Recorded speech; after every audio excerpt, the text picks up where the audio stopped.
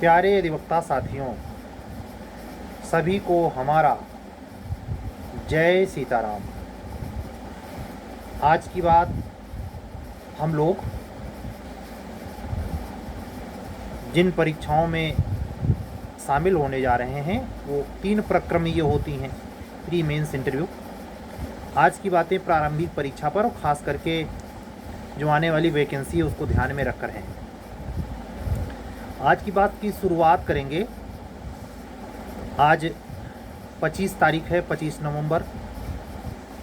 24 नवंबर 2024 दिन रविवार को राजस्थान HJS का प्रारंभिक परीक्षा संपन्न हो गई। जिन बच्चों ने दिल्ली हायर जुडिशरी का एग्ज़ाम फेस किया था और वो फेस करते रहे हैं, एक बार नहीं कई बार उन्होंने फेस किया है, वो उन प्रश्नों से, उस उत्तर से वो टक्कर लेते हैं। हमारे जूनियर डिवीज़न के मेंस की टेस्ट सीरीज़ से जुड़े हुए अधिकतर बच्चे ये कहते हैं सर कि आपकी जो प्रारंभिक परीक्षा की टेस्ट सीरीज है उस क्वेश्चन को हल करना, उस क्वेश्चन को हल करने में मज़ा आता है। इंडेक्स बेस्ड जो सवाल होते हैं कि किस सेक्शन में क्या है, ये विशुद्ध गदहिया क्वेश्चन बोलते हैं इसे। इसकी तैयारी में आपको उतराना नहीं चाहिए, कुछ नहीं जानते आप। आपसे जब इंटरनल कॉन्सेप्ट बेस्ड, जिसमें आपके विधि की समझ पता चले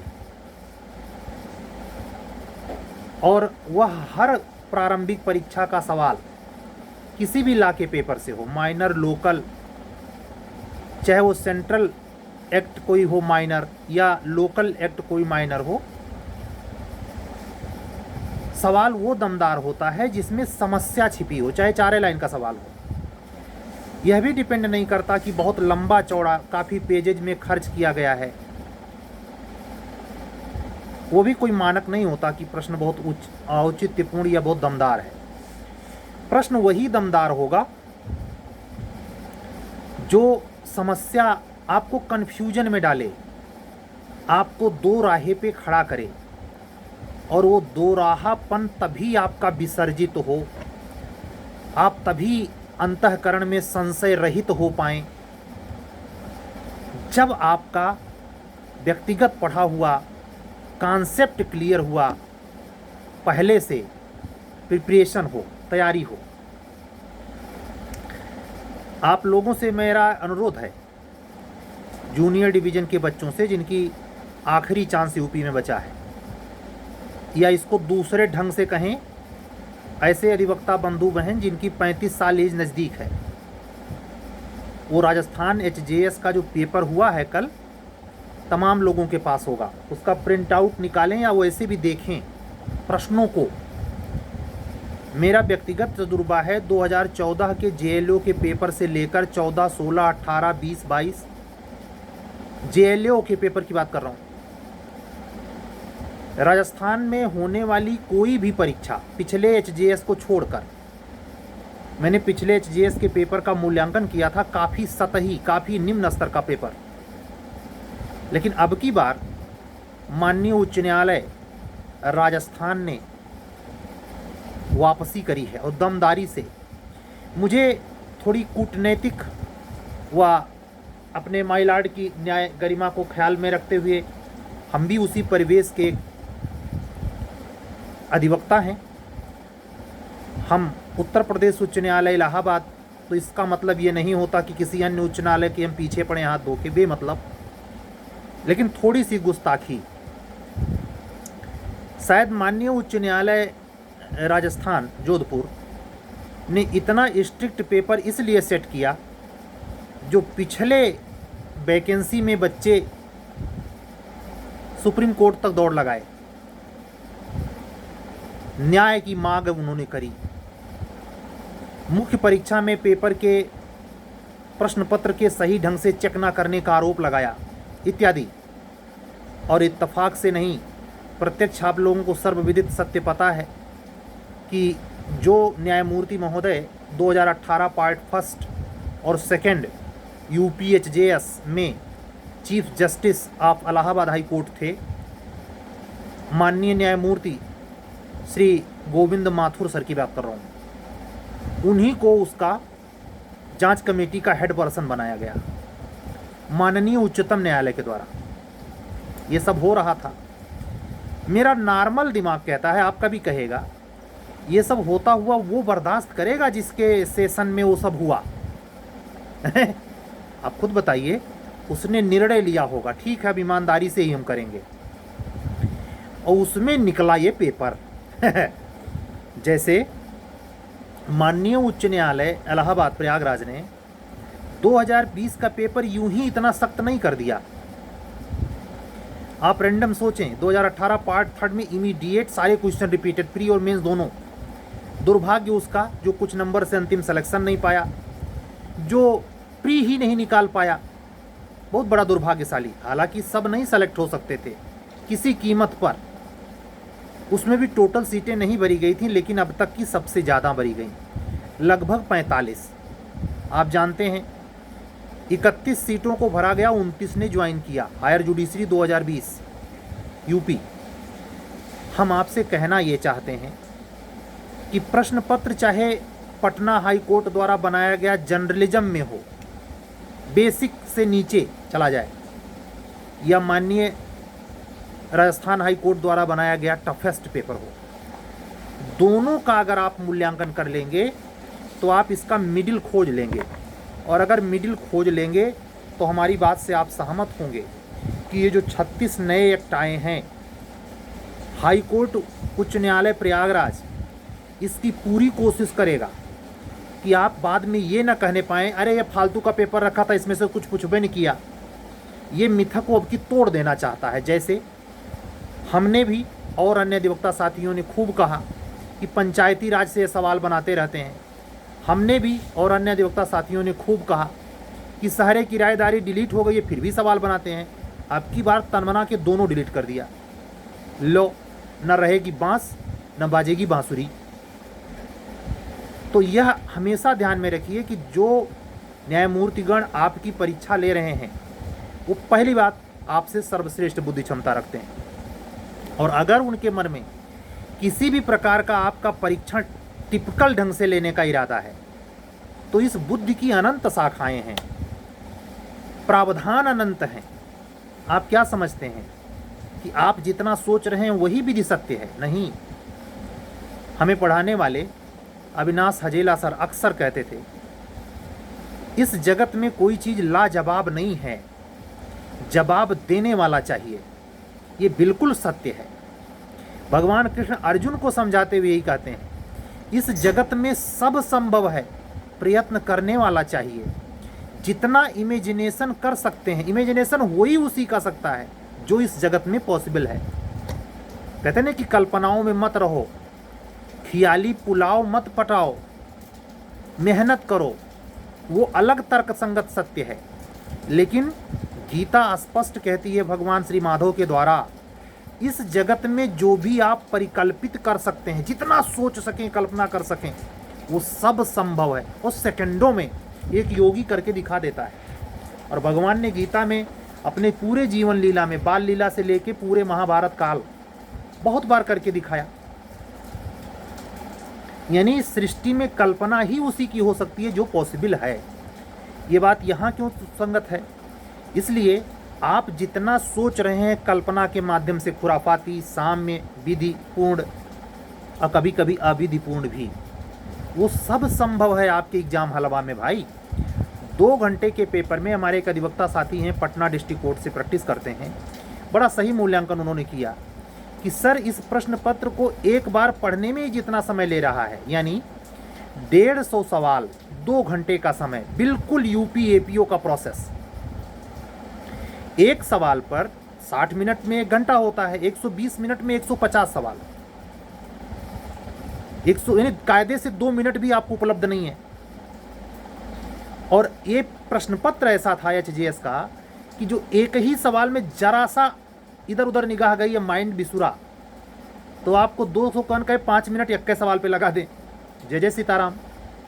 तो इस पेपर में हाईएस्ट मेरिट तो नहीं जानी, लेकिन उसका सिग्नल मिलता है कि जो आने वाला एपीओ है आपका, आने वाला जे है आपका, और आने वाली एचजेएस है, सब में प्रारंभिक परीक्षाएं होनी हैं। इनमें आप उससे सीखें। और हमारे उन अधिवक्ता साथियों को जो जूनियर डिवीजन के इंग्लिश मीडियम, हिंदी मीडियम के बच्चे हैं, खास करके इंग्लिश मीडियम वाले स्पेशली, जो दिल्ली एनसीआर, लखनऊ, गाजियाबाद और मेरठ साइड के हैं, वो अधिवक्ता कई बार ये कह चुके हैं, सर प्रीलिम्स की टेस्ट सीरीज का कुछ तो मानक होना चाहिए, और आप उसको पूरा करते हैं। वो पता नहीं क्यों, मैं नहीं जानता, मैं तो कभी दिल्ली का हायर या जूनियर का पेपर दिया ही नहीं, लेकिन वो पता नहीं क्यों बार बार ये कहते हैं कि आपका प्रश्न पत्र दिल्ली हायर जुडिशरी और लोअर जुडिशरी में आता है। तो मुझे अच्छा लगता है कि चलो भाई, हमारी जो अपनी बौद्धिक क्षमता है, जो हम तिकड़म लगा पा रहे हैं मिनिमम लागत पर मैक्सिमम गेन करने के लिए, उन छोटे बच्चों से जिनकी उम्र 22 साल, 24 साल, 28 साल है, अधिवक्ता बहनें, जब वो कहते हैं कि इस पेपर में, जैसे यही अब वो चाहिए, वो जूनियर डिवीजन का बच्चा हमको पर्सनल मैसेज किया कि सर ये राजस्थान हायर जुडिशरी का पेपर हम लोगों को जैसे आप टेस्ट सीरीज ले रहे हैं उस तरीके के क्वेश्चन पूछ रहा है वो, तो ये उत्साह बढ़ाता है। और ऐसा कहने का मतलब, अगर कोई अधिवक्ता साथी UP higher judiciary, Delhi higher judiciary या हरियाणा या किसी भी स्टेट की हायर जुडिशरी की प्रिपरेशन कर रहा, मीडियम कोई भी हो, तो उसके दिमाग में ये चीज़ जानी चाहिए कि सर को इस रिसर्चिकल पॉइंट पर ऑलरेडी वो प्रैक्टिस करवा रहे हैं, और अगर उसका इंटरेस्ट होगा तो वो जुड़ेगा।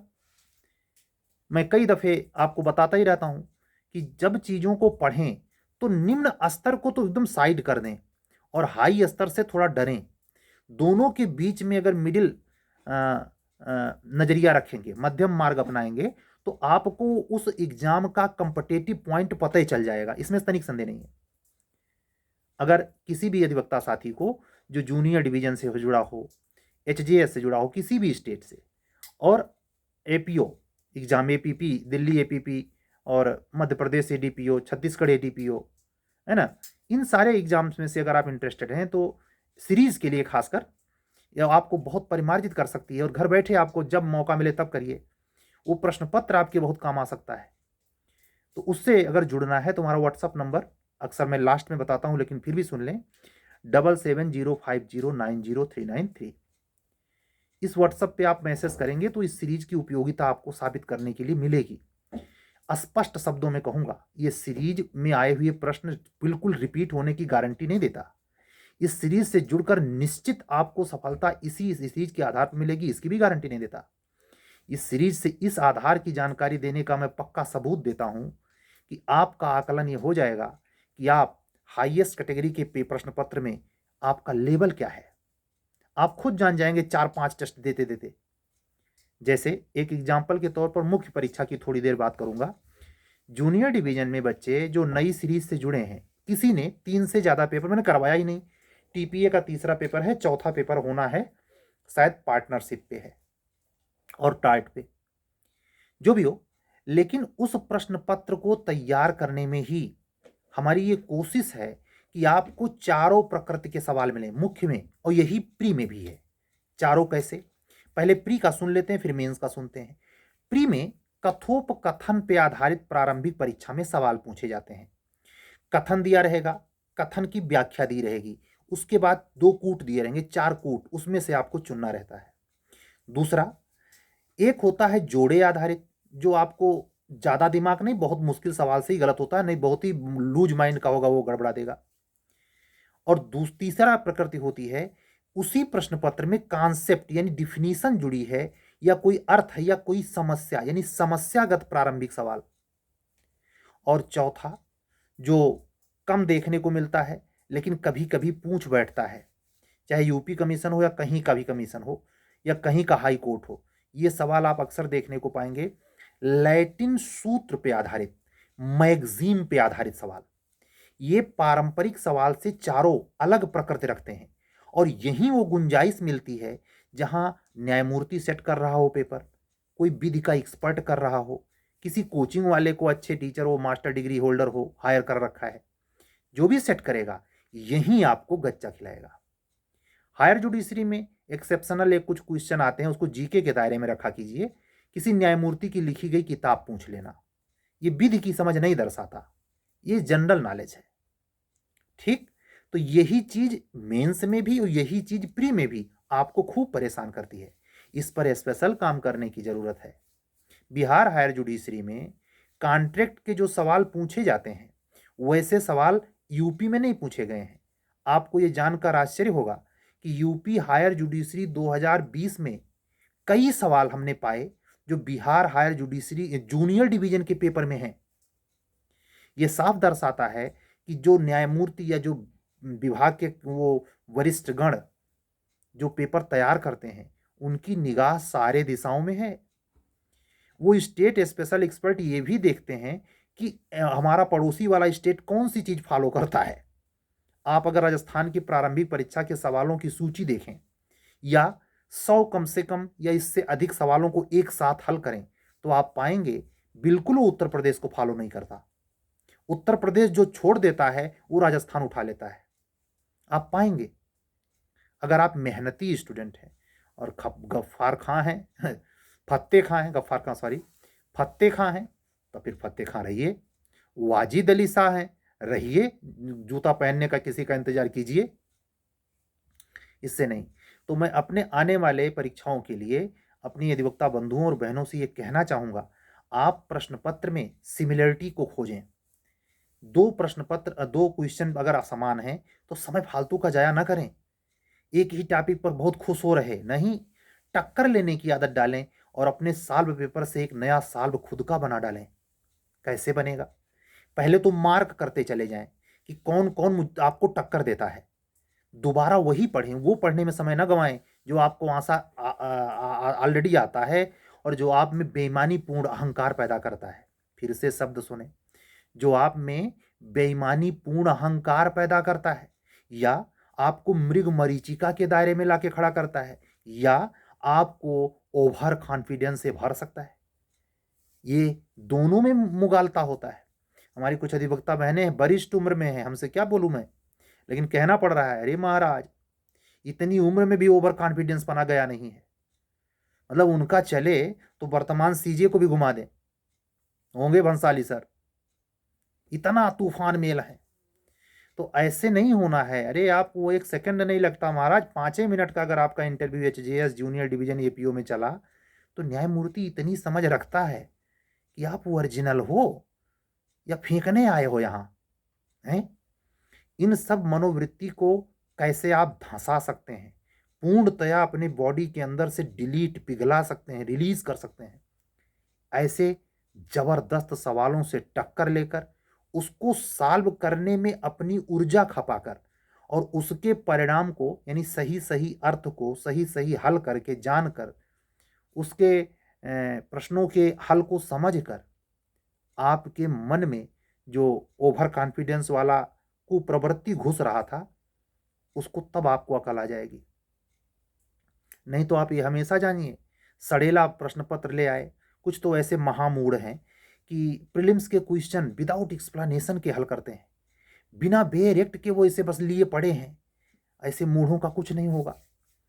जीएस के 8 प्रखंड में आप गौर करें, जूनियर डिवीजन हो, एचजेएस हो, किसी भी जीएस के क्वेश्चन की बात कर रहा, विज्ञान, इतिहास, भूगोल, उसमें आपको नहीं लगता एक्सपर्ट ने पूरी ताकत लगाई जिससे आप कन्फ्यूजिया जाएं? यूपी एपीओ 2022 प्रारंभिक परीक्षा का एक क्वेश्चन का जिक्र करूंगा, इलेक्शन का माहौल है। आपसे पूछा गया कि उत्तर प्रदेश में किन किन पार्टियों के किन किन सदस्यों को कितने कितने सीटें मिली और उसमें जितनी पार्टियां रखी गई वो बीजेपी, सपा और बसपा को छोड़कर। अब बताइए, एक्सपर्ट आपसे जानना चाहता है कि इस पॉलिटिकल घटना को आप ऐसे तो नहीं है कट लेते हैं, हमसे राजनीति से ना ही मतलब है, तो कहाँ है पढ़त आया। और अगर आप मतलब रखते भी हैं तो आपकी निगाह में सूक्ष्मता है, यानी जब आप विधि में जजमेंट देंगे तो चीज़ों को, फैक्ट को सूक्ष्मगत पढ़ने की समझ रखते हैं। वो आपकी जीके के माध्यम से सूक्ष्मता, सूक्ष्म अवलोकन पने को चेक कर रहा है महाराज। फर्जीफिकेशन नहीं है कि चाय के अड़रहिया चाय यहाँ इलाहाबाद में मिलती है, किसी कर्म लायक नहीं, उसको लेकर मार ठस्सा मार रहे हैं। शर्म नहीं आती जिस घर से आए हैं, अरे घर में चाय बना लो, उससे बढ़िया। समय नष्ट कर रहे फालतू का, अपना भी जा रहे, 4 हाथ पगाव लेके जा रहे।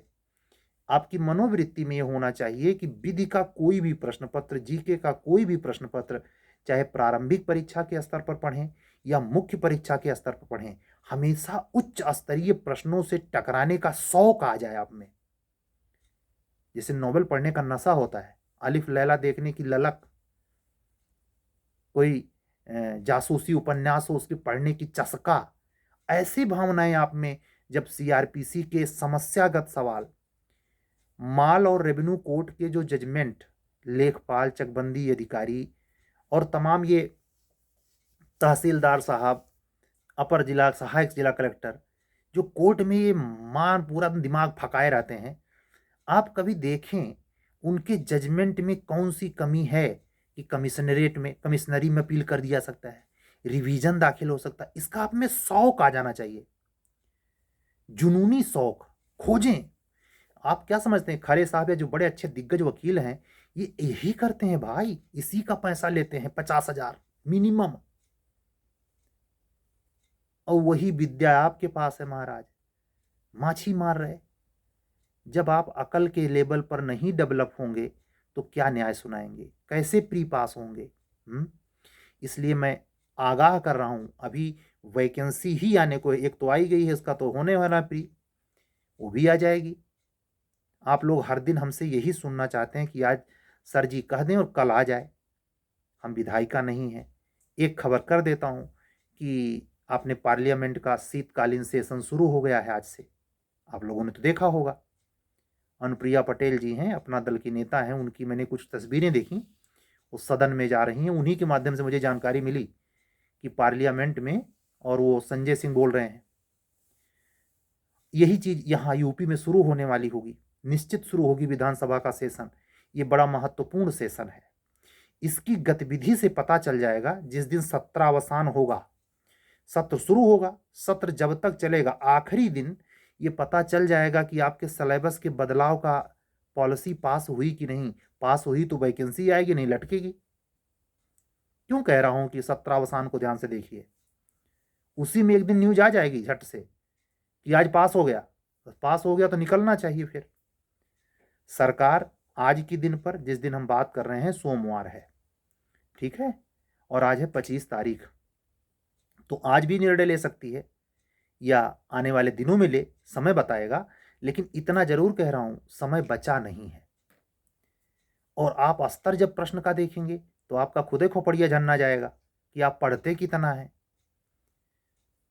अगर कायदे से विरासत वाले चैप्टर से, हेरिटेज बिल वाले चैप्टर से, 1925 के एक्ट में जो उत्तराधिकार अधिनियम इसमें यूपी हायर जुडिशरी में जोड़ा गया है, यहां से आपसे अगर सवाल पूछ लिया जाए, और खुदा न खास्ता मोहम्मदन ला से पूछ लिया जाए, तो हग्गी बग्गी गुल है। वक्फ का विरोध और समर्थन जाए चूली भाड़ में। वक्फ के जो प्रोविजन हैं, वक्फ और जो वक्फ के आधार पे डिफरेंस पूछे जाते हैं, उसके लीगल पॉइंट भी पता है। सिंपल क्वेश्चन इंटरव्यू में आपसे पूछा जाए, वक्फ क्या है, इसकी सटीक तैयारी शब्दों में है नहीं। सीट का इंतजार कर रहे हैं कि वैकेंसी आई जाए तब पढ़ें। अच्छा, ऐसे नहीं होता। मनोवृत्ति में साम्यपना होनी चाहिए, सीखने की कोशिश होनी चाहिए। और आपको आश्चर्य में पड़ जाएंगे आप सब। मैं 4 पेपर के नाम ले रहा हूं, ध्यान से सुनना। पहला तो है मोहम्मदन लाही, हिंदू ला भी, हिंदू ला में सक्सेशन वाला पार्ट, ध्यान से सुनना। और माल रेवेन्यू में उत्तर प्रदेश राजस्व संहिता का सक्सेशन वाला पार्ट। 2 टीपीए, सब माइनर, ये फर्स्ट पेपर के पेपर हैं, टीपीए और इंडियन कॉन्ट्रैक्ट एक्ट। ये 4 वो फर्स्ट पेपर के पेपर हैं जो समस्यागत सवाल सही करने पर 200 में 145 क्रॉस करवा सकते हैं। लेकिन ना, वो सवाल जैसे देख लेना, कट लेना है। तब तुम जब मेजर ये जो प्रथम पेपर है, प्रथम प्रश्न पत्र जो होता है, जो कि माइनर ला बेस है, उसमें ही तुम्हारी गुल है, तो तुमको कैसे हम पार्टनरशिप में घुसेड़ दे भाई समस्या वाले सवाल में। यथा सामीप्य का सिद्धांत है। अगर आपसे कह दिया जाए कि डॉक्ट्रिन ऑफ साइप्रस, कुछ न पता, बिल्कुल सन्नाटा खींचे पड़ा है, तो खाली यही इतना जानते हैं, रटे पड़े हैं सेमेस्टर से, कि दृश्यमान स्वामी किसे कहते हैं। इससे काम नहीं चलेगा। आपको अभिवृद्धि और अनुवृद्धि का सिद्धांत पता होना चाहिए, उसके आधार पर समस्याएं हल करने के लिए आना चाहिए। एकीकरण के सिद्धांत में क्या है, कैसे व्यवहारिक रूप से होता है, मार्गेज की पूरी थ्योरी आपको पता होनी चाहिए भाई। वहां जब केस आता है और जो हाई कोर्ट तक आता है, संपत्ति का कोई बंटवारा विवाद, तो उन सब चीजों की जरूरत पड़ती है। वहां वो भूजा चबाने के लिए नहीं रखा गया है। और अगर आपको लगता है कि ये सब बगैर जाने आप सिलेक्शन पा जाएंगे कोटे में, भ्रम में है। ऐसे भ्रम वालों का इलाज नहीं होता। मैंने कई बार कहा है, मैं खुद इसके भ्रम में रहा हूं 10 साल, किसी को कुछ समझता नहीं था। हमसे जूनियर का सिलेक्शन जब होना शुरू हुआ तो हमारे दिमाग की बत्ती गुल हो गई, हमारे पैरों के नीचे से जमीन खिसकी।